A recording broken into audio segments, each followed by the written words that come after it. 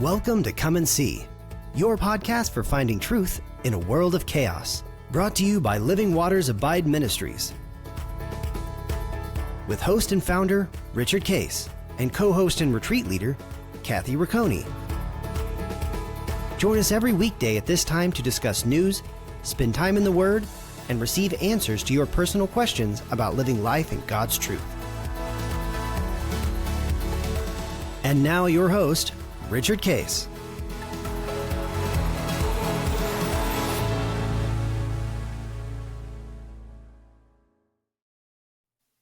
Well, good morning, Kathy. Good morning. Here we are headed toward the middle of January now, 2026, and the new year is off and running, and days are progressing. We always know, and Lynn and I will be spending some time. We always take some time at the beginning of the year and kind of pray through just specific things that God say. Do you have something to say to us at all? Mm-hmm.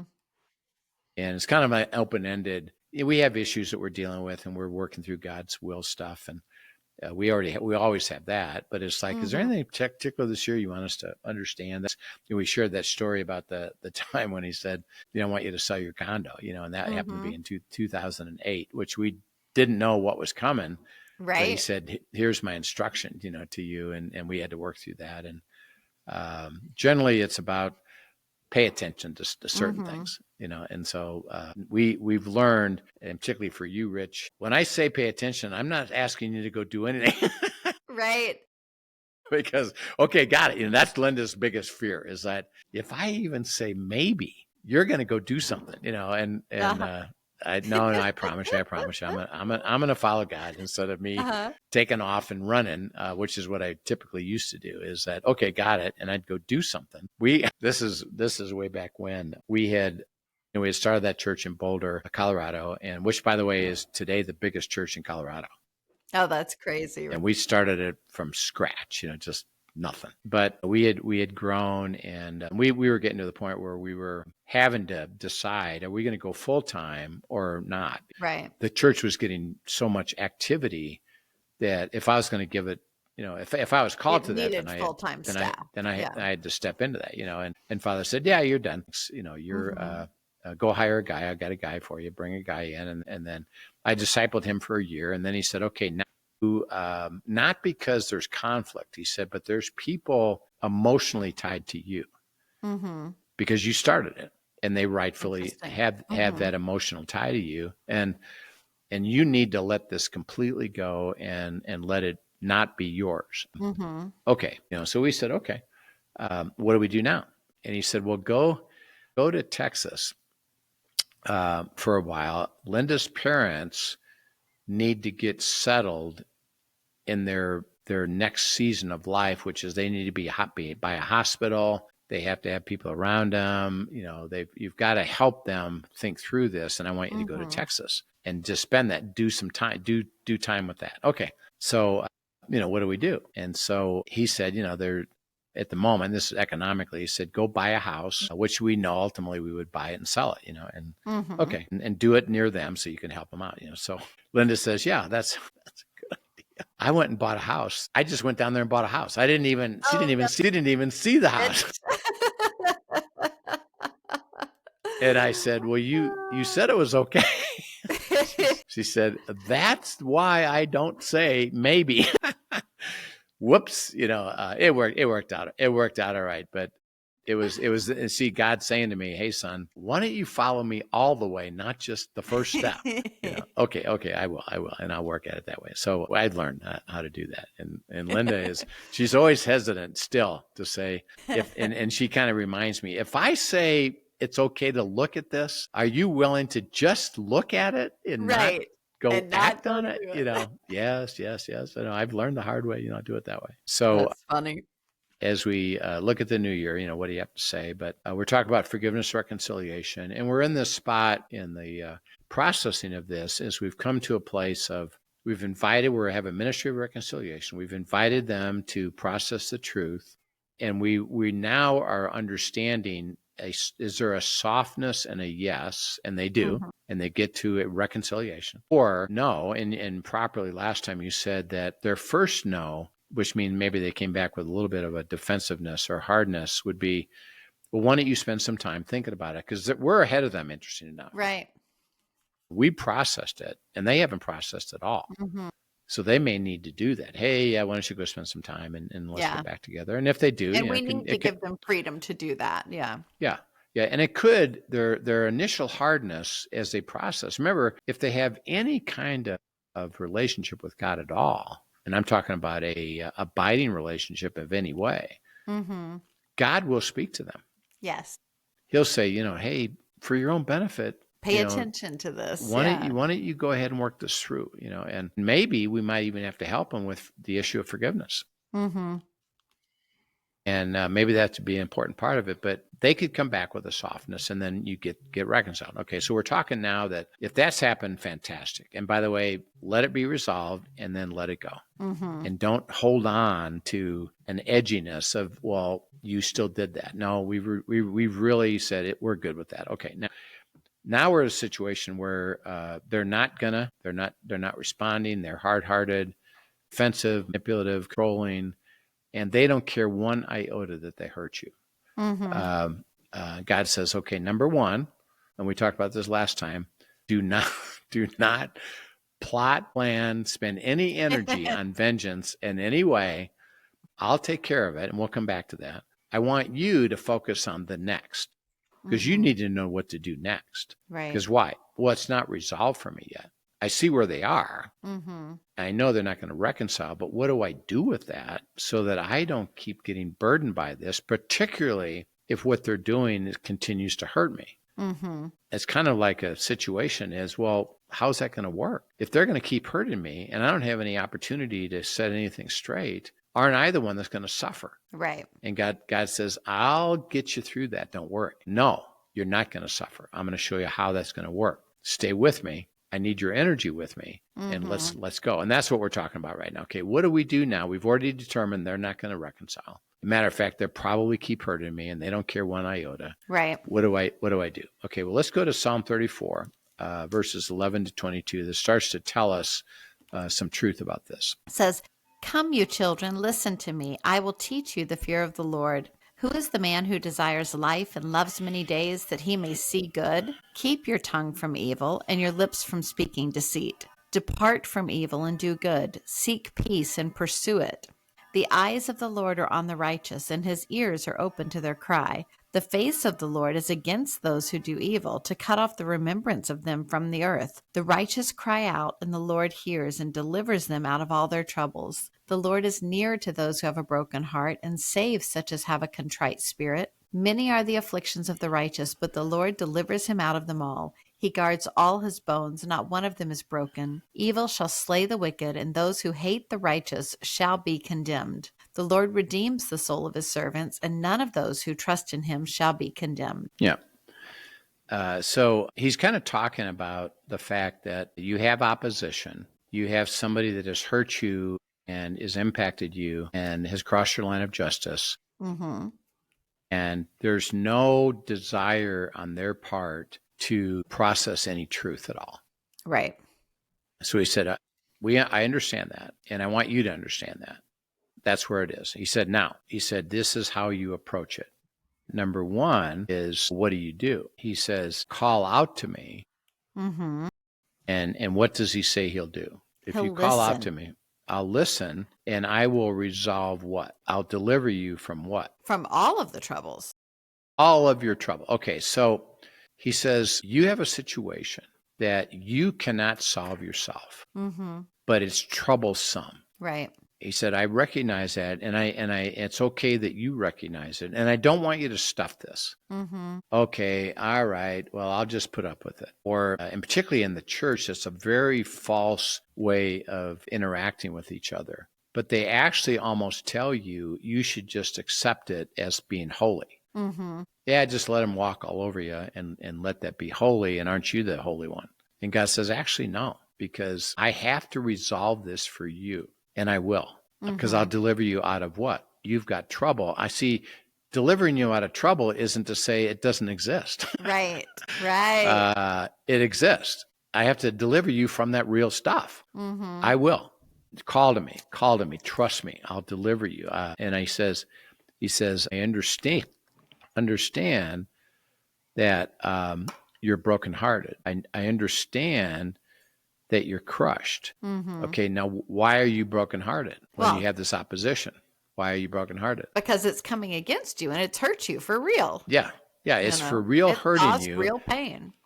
And your heart, because you already walked this through, was for reconciliation. Mm-hmm. And you started to recognize, remember, this is where this is all building up from, is that don't regard anybody more in the flesh, but remember you're a minister of reconciliation. What does that mean? God's heart is for them to reconcile. Right. You're crushed that they don't. Mm-hmm. Why would they not? Well, because they're so self-centered and so prideful and so arrogant that they're not. But your heart is crushed because not only would you like this resolved, which it has to be, and number two is for their own benefit, it would benefit them. Mm-hmm. He said, so you're crushed. He said, but it says, many are the afflictions of the righteous, but I'll deliver you out of them all. Okay, so the affliction, which he uses the word many. You're always going to have this problem, is that affliction is somebody that doesn't have any heart at all to go to reconciliation. Mm. But I'll deliver you from that. Right. So the question is, okay, and this is what you would do if you're abiding, you would pray this. God, give me the strength to believe that you will resolve this. Mm. Let me learn how you do this so that I can trust it. So that, and as you learn it, your confidence gets stronger. So that today you have this, Dan has this, Linda and I have this. When people afflict us, and they're gonna, what do we know? God's gonna resolve it. He's gonna deliver me out of this. I know it. Mm-hmm. I trust it. I believe it. So if I believed it, what would I do? Come to me. Right. I'll do it. Come to me. I'll do it. That's why I need your attention here. That's why vengeance, don't take vengeance. I need your attention to follow me because it's going to be tricky. So that you can walk into this. Yeah. So I'll walk into it. And he says, you can trust me. And again, he ends this little piece of Psalm by saying, remember, I'm going to take care of this. Mm-hmm. They will not succeed in their wickedness. Don't worry. I'm going to keep reminding you, I'll take care. And we'll get into that a little bit later. And it's just a understanding. It's really about justice, is that justice will be served. You can count on it. You can trust it. You can be completely confident of it. But I don't need you to take care of it. And my timing of that may be different than yours. Mm. And by the way, there'll be things that you won't even see. Right. You think they're fine. Behind the scene, they're miserable. They got all kinds of problems that you don't see. Mm-hmm. And they're not getting them resolved because they're not coming to me. And it's going to keep getting worse for them. So, don't worry about that. So he said, remember, I'm going to do it. Now, he says, this is what I want you to do. And he comes and he says, what? Listen to who? To me. Mm-hmm. And I will teach you the fear of the Lord. Okay, now, that's kind of cool. What does that look like? Come to me and listen to what I say. I'm going to teach you. You can trust what I say. Mm-hmm. That's what the fear of the Lord means, is that now he said, what did I just tell you? I'm going to deliver you from this. Yeah. Well, and even backing up to that very first part of that speaks to the heart posture. Come, you children. Yeah. And listen to me. Yeah. Come, you children. So the children, that's talking about that childlike faith, that one who is like, my Father can do anything. Come, you children. Come with that expectation, that humility, that level of dependence, and listen to me. And then I will teach this to you, Yeah. Yeah. And the first thing he's saying is that I will deliver you from this trouble. I'll resolve this for you. Listen, I'm speaking it, learn it, trust it, and I'm going to teach you it's true. Mm-hmm. Okay, now think about it again, and you were a teacher. Did your students get everything the first day of class? No. It took a whole year, and even then, some of them got it differently than others, and you had to stay with them, and they and failed. It took practice and failing and succeding and all of these things. Yeah. Yeah. He said, so I'll teach you this. You just have to have a heart to go. Mm-hmm. And he said, now he said in 13 and 14, he said, there's something I need you to stand on. Number one, keep your tongue from evil and your lips from speaking deceit. Mm-hmm. Okay. Now, this is where the Hebrew and the English don't really match up much. Mm-hmm. keep my tongue from evil. Okay, I don't speak evil. He said, actually, you do. Mm-hmm. Why? Well, because the word evil is different than you think. What it means the word evil there are things that irritate, annoy, frustrate, and cause you difficulty and are in the way. Mm-hmm. He said, keep your tongue from that. Mm-hmm. Okay, what? You keep saying, yeah, but that person did. Yeah, but that person did. Yeah, but that person did. And it bothers me and I'm upset and I can't get through it. And he said, stop focusing on the problem. Mm-hmm. By what? Keep speaking about it. He said, I know all about it. Mm-hmm. And by the way, so do you. What do you know? I tried to go to reconciliation. They won't go. Okay. Do you know that to be true? Yep. Am I going to deliver you from that? Yep. He said, stop focusing on that. There's no more to say about it. That's what's true.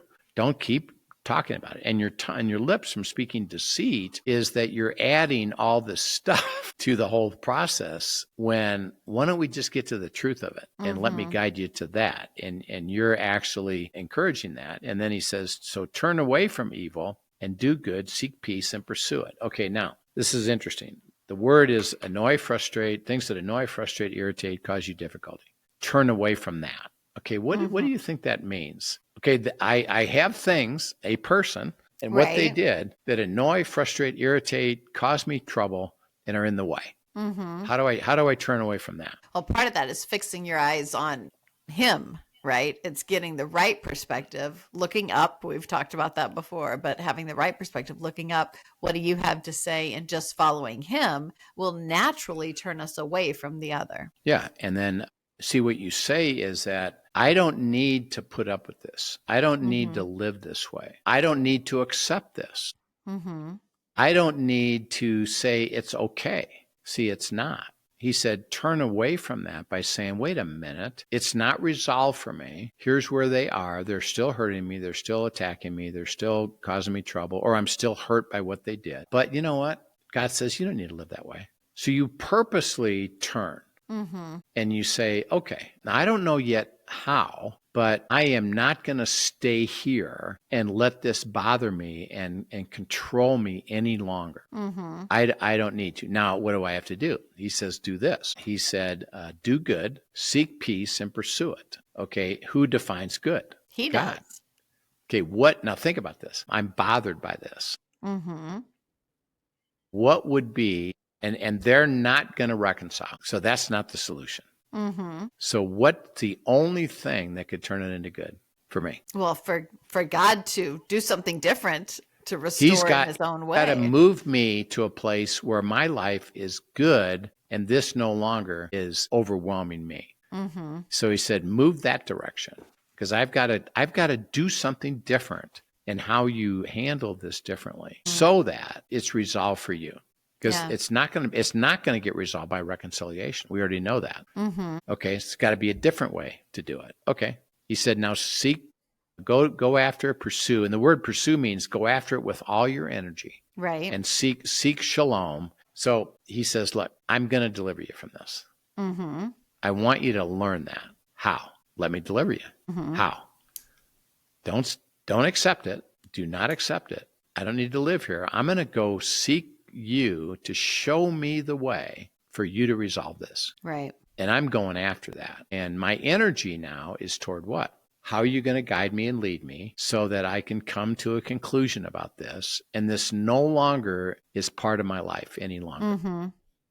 Now, we'll see there's a couple ways to do this because in our mind, and some of this will be true, well, then I just won't spend any more time around that person. Mm-hmm. And God says, actually, that's the right solution. However, there's people around you can't do that with. That's not an option, right?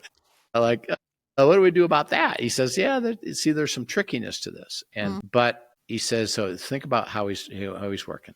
Don't you take revenge. Don't accept it. And do not say you're going to live here with it. No. In other words, I'm going to get it so it doesn't irritate you anymore. And 3 is seek me with all diligence and let me guide you to the deliverance, which when I do, you'll recognize you can do it. Mm-hmm. When he does it, guess what? He's going to have to do it again. And he's going to have to do it again. Linda and I, we still have situations that people aren't going to reconcile. Right. We need an answer. And it's not a formula. Mm-hmm. Hell, okay, we'll do this, this, and this. He said, no, everyone's unique. You're going to have to let me do it. And he said, just set up your position. Don't take revenge. Know that I'm going to resolve it. Seek my resolution. And we'll talk about, okay, what does that look like? So you can see how we're progressing here. Right. And we got to be willing, to move in the direction he's saying. So that if I'm stuck on vengeance, he said, well, you got to get past that. Yeah. If you don't believe that I'm going to resolve it, you'll never pursue me. So at least let's give it a try. Yeah. And this really, what you're talking about, so much of it hinges on us learning to truly walk in trust that he is who he says he is and he will do what he says he will do. Right. And these very issues may bring that up of, do you trust me? Exactly. And if the answer is no, being honest with that and then being, okay, I clearly don't. So now, God, how do you walk me into learning to trust you? Right. Because maybe that's where we're at sometimes, right? Exactly. Yeah. Well, Father, thank you for this beautiful psalm where it says, you will deliver us out of all of our trouble, many of the afflictions. So they're going to continually be there. We are to listen to you and let you guide us into teaching us that is true. And that as we recognize that we would ask you to deliver us and recognize you will, not take revenge ourselves, and then seek an answer specific to us, specific to the situation, so it becomes resolved fully and it no longer is a part of the dynamic of our life. And so we pray that we'll learn what that looks like as we move forward now in Christ's name. Amen. Amen. Well, thank you so much, Rich, and thank you, listeners, for joining us. If you have questions, send them in to us at questions@abideministries.com, and we look forward to seeing you next time. Yep. See you then. Thank you for joining us for today's episode of Come and See, your podcast for truth in a world of chaos. Brought to you by Living Waters Abide Ministries. Send us your questions and comments and tune in tomorrow for more answers to your personal questions about living life in God's truth. Remember, God's will is best and none better. His truth brings peace in this world of chaos.